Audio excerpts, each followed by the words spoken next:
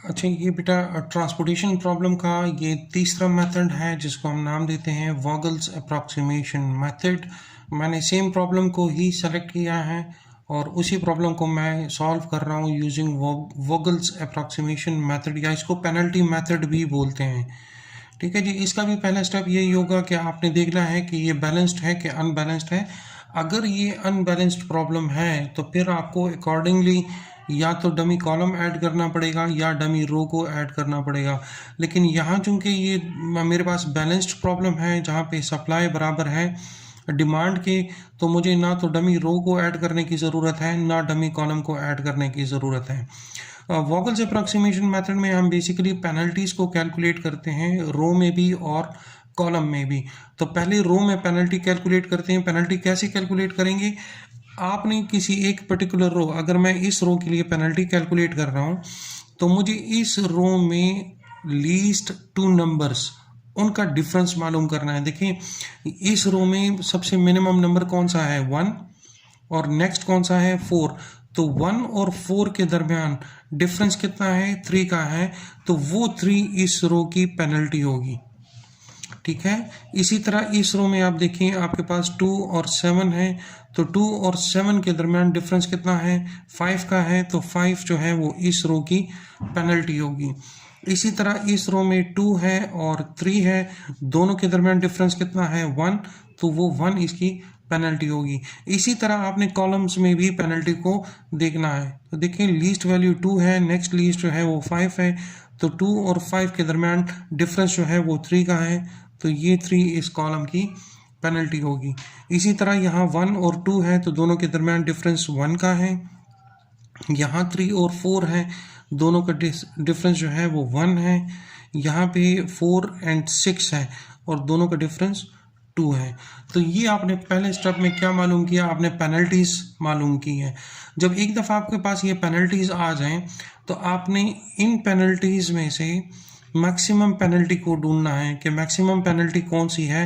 तो अगर आपको पेनल्टी रो में मिलती है मैक्सिमम, तो आपने उस रो को सेलेक्ट करना है। अगर पेनल्टी कॉलम में आपको मिलती है तो फिर आपने उस कॉलम को सेलेक्ट करना है। तो यहाँ देखिए, मेरे पास पेनल्टी है 2 1 1 3 1 5 3। तो मैक्सिमम पेनल्टी कौन सी है? 5। तो मैंने इस रो से स्टार्ट लेना है, ये मेरा स्टार्टिंग रो होगा। अच्छा, अब इस रो में तो मल्टीपल सेल्स हैं, मैंने किस सेल से स्टार्ट करना है? उस सेल से आपने स्टार्ट करना है जिसकी वैल्यू सबसे कम है। यहाँ देखिए 8 9 2 और 7, तो सबसे कम वैल्यू किसकी है? इस सेल की है। तो आपने इस सेल से स्टार्ट करना है। तो देखिए, यहाँ सप्लाई 16 है और डिमांड 15 है, तो आप इसको 15 एलोकेट कर दो। ये 15 ज़ीरो हो जाएगा और ये 16 1 रह जाएगा। जब ये ज़ीरो हो गया तो फिर इस सेल को और इस सेल को सॉल्व करने की ज़रूरत नहीं है। अब आपने क्या करना है? अब आपने दोबारा पेनल्टीज़ को कैलकुलेट करना है। तो देखें, अगर फर्स्ट रो में आप पेनल्टी कैलकुलेट करें तो मिनिमम 4 है, उसके बाद 5 मिनिमम है। 4 और 5 के दरमियान डिफरेंस कितना है? 1 का, तो आप यहाँ लिख दें 1। इसी तरह इसमें देखें 7 है और 7 के बाद 8 है, इन दोनों के दरमियान डिफरेंस भी 1 है, तो आप लिखें 1। इधर 2 और 3 है, 2 और 3 के दरमियान डिफरेंस है 1, तो आप लिखें 1। यहाँ आप देखें 5 और 2, इन दोनों के दरमियान डिफरेंस 3 का है, तो आप लिखें 3। ये कॉलम ऑलरेडी सॉल्व हो गया, तो इसकी पेनल्टी लिखने की ज़रूरत नहीं है। यहाँ 3 और 4 मिनिमम है, तो इनकी पेनल्टी डिफरेंस 1 है। इसी तरह 4 और 6, इसका डिफरेंस 2 है। अब आपने दोबारा इन पेनल्टीज़ में देखना है कि मैक्सिमम पेनल्टी कहाँ पर है। तो ये 3 2 1 3 1 1 1, इनमें मैक्सिमम 3 है, तो आपने इस कॉलम से स्टार्ट करना है। अच्छा, इस कॉलम में कौन सी सेल से? उस सेल से जिसमें वैल्यू सबसे कम हो। 5 7 और 2 में सबसे कम वैल्यू 2 की है, तो आपने इस सेल से स्टार्ट करना है। सप्लाई 5 है, डिमांड 4 है, तो आपने इसको 4 एलोकेट किया। ये 4 ज़ीरो हो जाएगा और ये 5 भी 1 हो जाएगा। जब ये ज़ीरो हो गया तो फिर इन सेल्स को सॉल्व करने की ज़रूरत नहीं है। अब आप दोबारा पेनल्टीज कैलकुलेट करें। 6 और 4 के दरमियान डिफरेंस 2 का है। 8 और 9 के दरमियान डिफरेंस 1 का है, 4 और 3 के दरमियान डिफरेंस 1 का है। ये अब सॉल्व करने की ज़रूरत नहीं है, ये भी नहीं है। यहाँ देखें 3 और 4 डिफरेंस 1 का है, 4 और 6 तो डिफरेंस 2 का है। अब आप देखें यहाँ भी आपके पास डिफरेंस 2 आ रहा है पेनल्टी, और यहाँ पर भी पेनल्टी 2 है। तो आप इन दोनों में से कहीं से भी स्टार्ट कर सकते हैं, उसमें कोई प्रॉब्लम नहीं होगी। मैं इस कॉलम को सेलेक्ट करता हूँ, तो इस कॉलम में मैं कौन सी सेल में एंट्री करूँगा जहाँ पर वैल्यू सबसे कम है, तो 4 कम है। अच्छा, डिमांड 6 है, सप्लाई आपके पास 1 है, तो आप इसको 1 एलोकेट करोगे तो ये 5 हो जाएगा, और ये 1 जो है 0 हो जाएगा। जब ये 1 0 हो गया, फिर इस सेल को सॉल्व करने की ज़रूरत नहीं है। अब आपको दोबारा पेनल्टीज कैलकुलेट करनी है, तो 6 और 4 का डिफरेंस क्या आएगा 2, 8 और 9 का डिफरेंस क्या आएगा 1। इसकी सॉल्व करने की ज़रूरत नहीं है, ये ऑलरेडी हो चुके हैं। यहाँ 4 और 9 का डिफरेंस है 5, और 6 और 8 का डिफरेंस है 2। तो मैक्सिमम आपके पास 5 है, तो आपने इस कॉलम से स्टार्ट करना है। कौन से सेल से? जिसकी वैल्यू कम है, तो 9 और 4 में कम 4 है, तो आप डिमांड कितनी है 10 और सप्लाई है 14, तो आप इसको 10 एलोकेट कर दें। ये 10 0 हो जाएगा, और ये 14 जो है 4 रह जाएगा। अब ये 0 हो गया, तो इस सेल को सॉल्व करने की ज़रूरत नहीं है।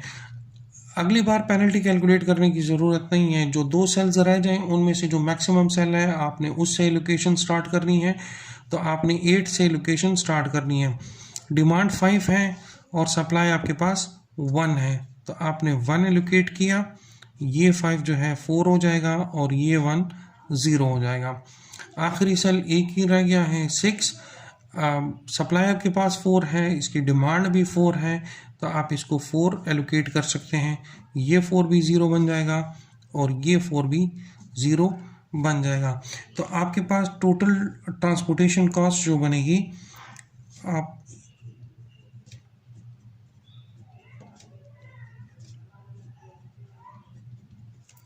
4 multiply by 6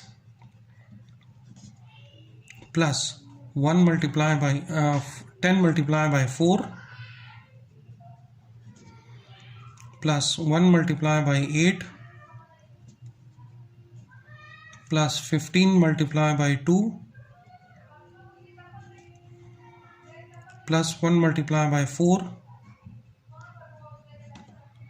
plus 4 multiply by 2।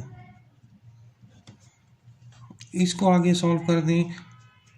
24 plus 40 plus 8 plus 30 plus 4 plus 8, तो ये टोटल ट्रांसपोर्टेशन कॉस्ट आपके पास कितनी आएगी? ये आपके पास आ जाएगा 114। तो आप देखें, जब हमने तीनों एक ही प्रॉब्लम को तीनों डिफरेंट मेथड से किया, पहले हमने इसको नॉर्थ वेस्ट कॉर्नर मेथड से किया, हमारे पास आंसर आ रहा था 128। जब हमने लीस्ट कॉस्ट मेथड से किया, हमारे पास आंसर आ रहा था 156। और जब हमने उसी प्रॉब्लम को वॉगल्स अप्रॉक्सीमेशन मेथड से किया, तो हमारे पास रिजल्ट आ रहा है 114। आई होप इससे आपको वॉगल्स अप्रॉक्सीमेशन मेथड का समझ आ गई होगी कि इसको कैसे सॉल्व करते हैं। इस पर प्रैक्टिस कीजिएगा। कोई थैंक यू।